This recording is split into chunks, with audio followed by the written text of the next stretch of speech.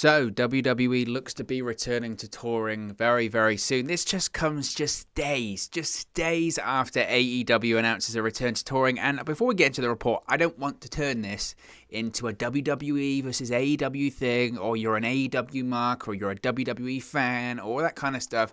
Every time I talk about these kind of situations, but you do need to do comparisons here because I think it's fair. Every time you need to do these comparisons, I always feel the need to emphasize that for me personally, and I'm not saying everyone else is like this, but for me personally, I'm a WWE fan.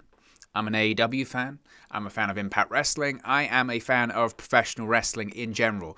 And with any product that I watch, there are things that I like and that I'll praise, and there are things that I don't like and I'll criticize. And that's what's great about this channel. The great thing about this channel is that it's all about opinion. It's all about me sharing my opinion with you guys, you sharing your opinion with me, building up a community where we can all share our opinions on pro wrestling, what we like, what we don't like, and we don't have to get judged, or we don't have to get into arguments. We can get into discussions, what's great about modern day social media and all this kind of stuff. But what I do want to talk about when it comes to this WWE, it hasn't been officially announced, we must say, when it comes to the return to touring for WWE, is that it looks like WWE is going to be returning to touring slightly earlier than initially reported, because WWE is planning for fans to return in July. Now, Andrew Zarian of Mat Men Pro Wrestling is reporting that WWE is planning for the return of fans on July 16. We actually have an official date, so July 16 is going to be the day. This is what the report had to say, quote, "It looks like WWE is going to start touring on July 16.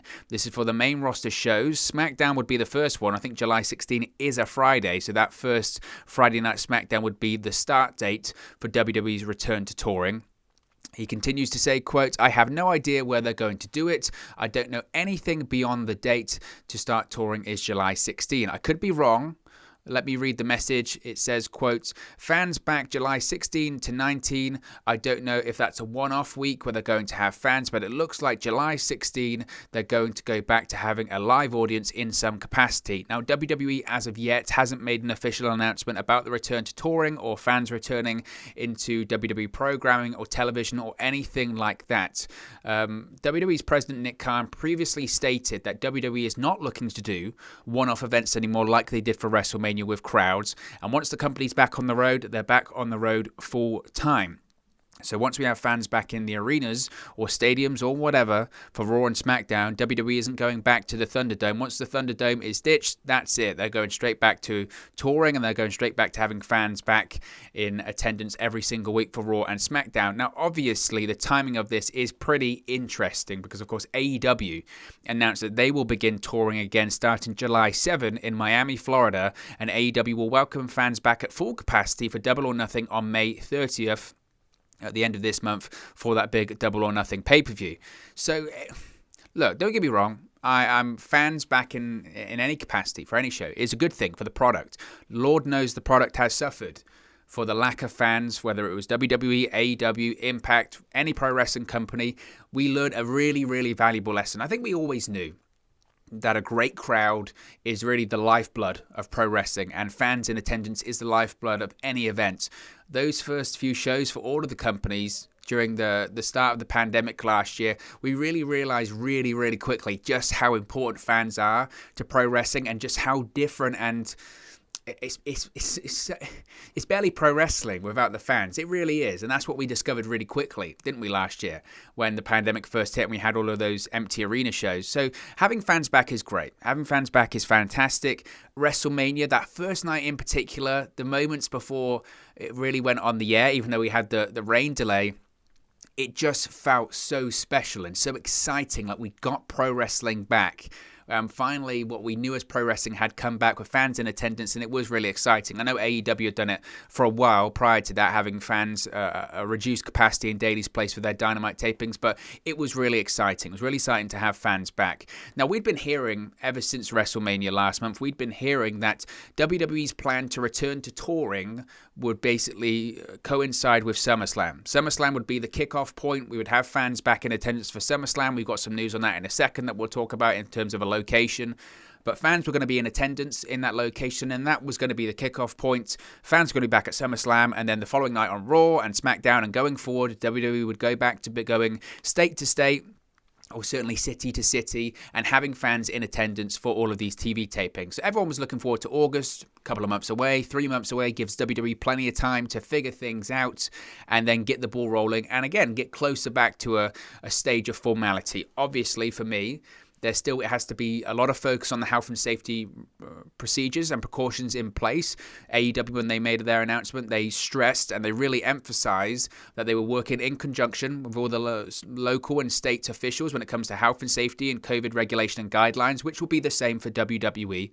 I think in fairness to WWE, the way they handled WrestleMania in terms of the COVID guidelines was good, even though there was on all of the waivers saying that you had to wear a mask unless you were eating or drinking. There are a lot of people that weren't wearing the mask. I know that might have slightly changed now when it comes to vaccinations. Again, it's different in the United States than it is over here when it comes to the mask mandate and stuff like that. So I think there was something in the news, wasn't there, about there's going to be a lift maybe on mask wearing outside if you have been fully vaccinated, all that kind of stuff. So as this all develops, obviously the next stage is getting fans back. So I'm not going to be one of those people that's going to talk about, oh, it's not the right time or anything like that. If it's safe to do so, then I don't have a problem. Safety is paramount though, of course.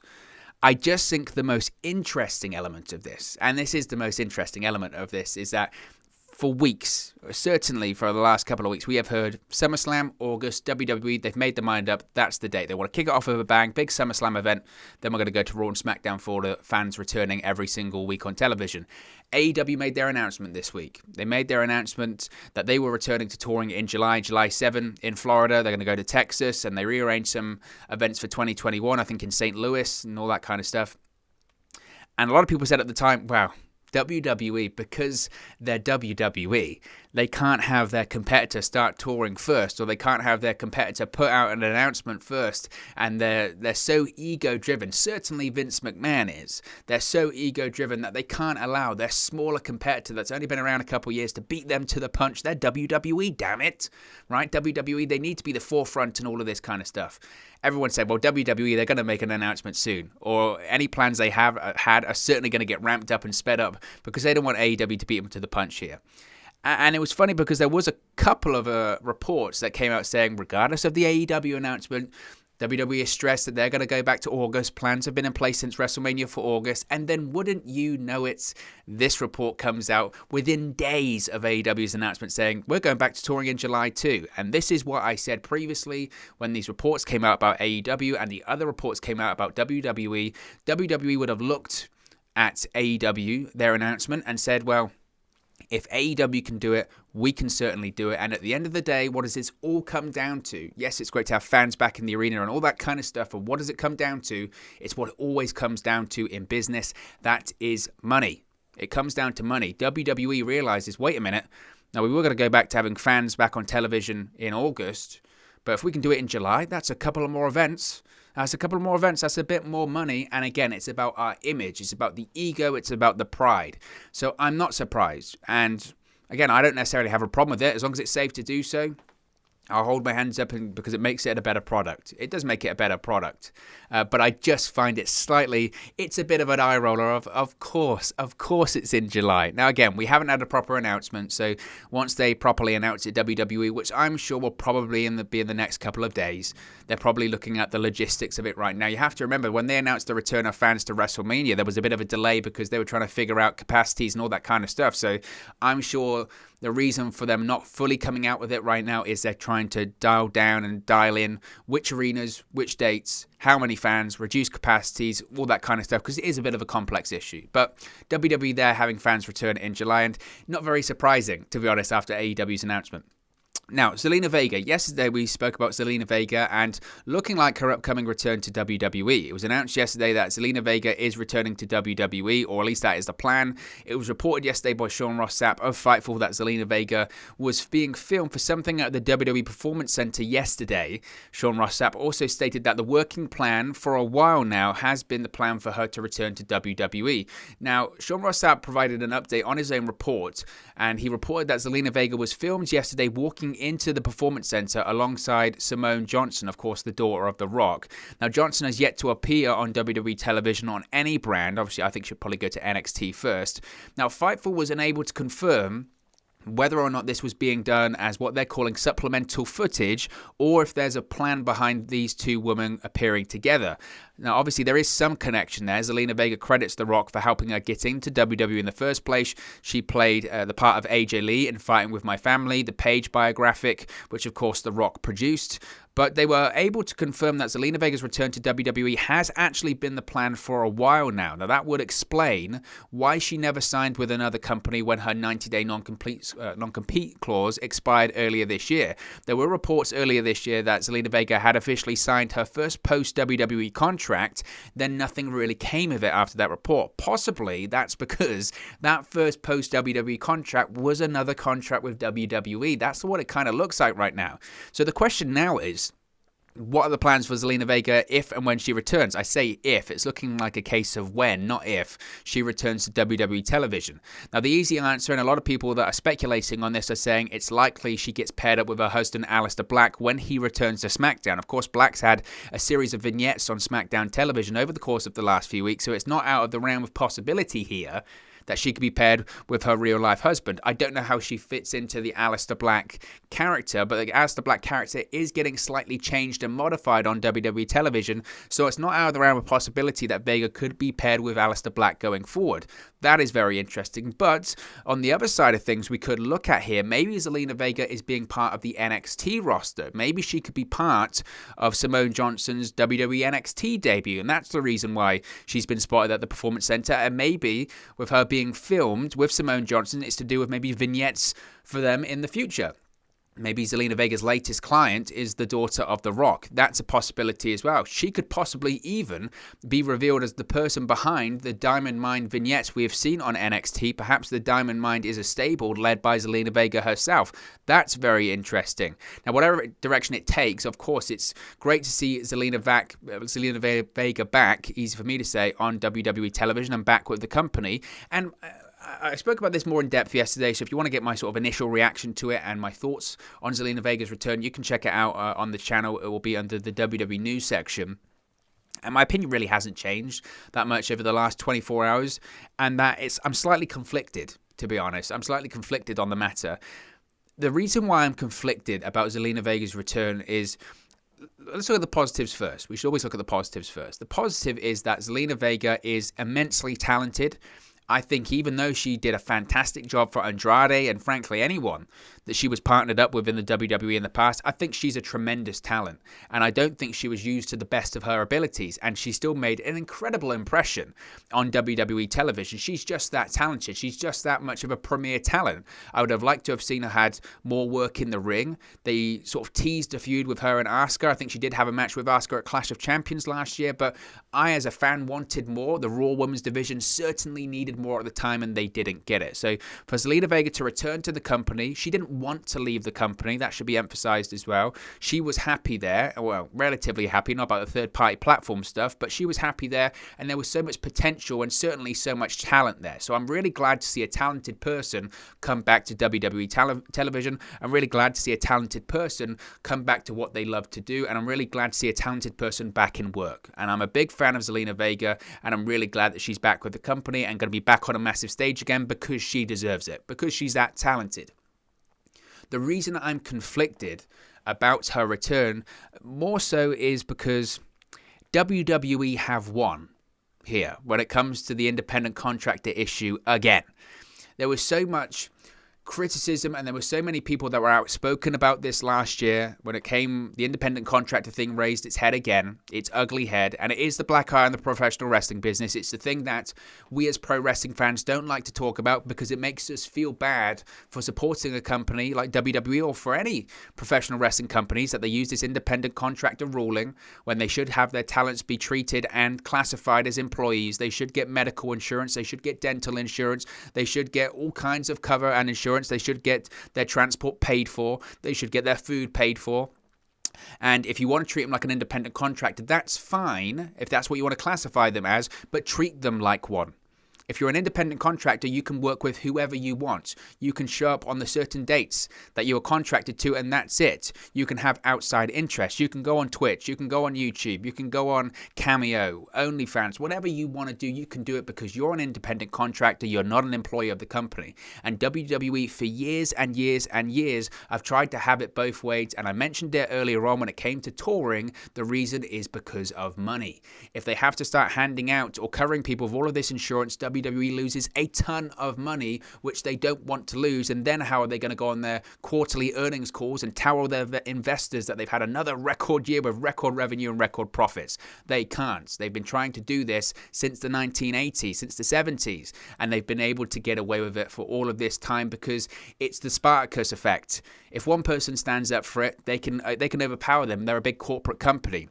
If everyone stands up, they struggle. But every time it looks like people are going to stand up, they somehow manage to squash it, or someone goes to the top in WWE, a talent, whoever, squashes it because they've got too much to lose. There's a lot of money on the line when it comes to the independent contractor issue. And the reason I'm conflicted about Zelina Vega's return is because WWE yet again have won. They've won again. People were outraged about the third-party platform edict by Vince McMahon, saying that's not right, and it's just a more abuse of power when it comes to the independent contractor ruling. And you had these politicians coming out at the time saying, I'm going to change something about it. And where are we? We're in May, and nothing has happened, and people have forgotten about it. People have moved on, which is what WWE wanted everyone to do. Zelina Vega is now back with the company, and it's kind of a case of, clap your hands, it's over. Let's just forget about the whole thing and pretend like nothing happened. And yet again, the big corporate WWE gets to keep their money, and people don't get the cover that they deserve as professional wrestlers. And again, it's great to see Zelina Vega back, but it doesn't change my opinion on the whole independent contractor ruling that it's wrong. It's fundamentally wrong, and yet WWE once again have won.